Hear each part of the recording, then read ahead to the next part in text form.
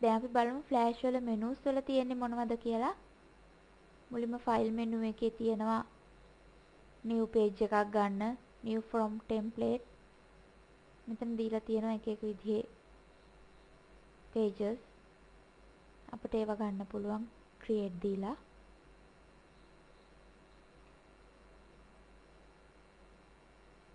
ඊළඟට මේකේ තියෙනවා open as library, save.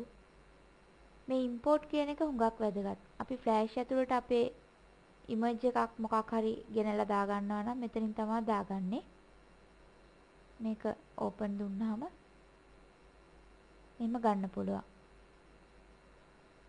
ඊළඟට තියෙනවා import to library කියලා. අපි මෙතනින් මොකක් හරි දෙනවා නම් මේක open දුන්නොත් ඊළඟට ඒක මෙහෙම නිකන්ම ඇවිල්ලා නැහැ. window වල තියෙනවා අපේ library කියලා. මෙතනින් අපිට පුළුවන් අපි දුන්න image එක හොයාගන්න. දැන් ඒක ඇවිල්ලා තියෙනවා. මේ විදිහට drag කරලා දාගන්න පුළුවන්.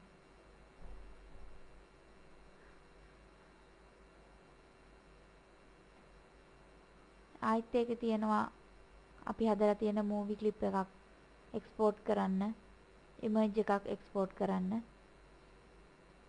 ඒවෙයි තියෙනවා file types. මේ SWF කියන්නේ එතකොට flash player එකේ තමයි play වෙන්නේ.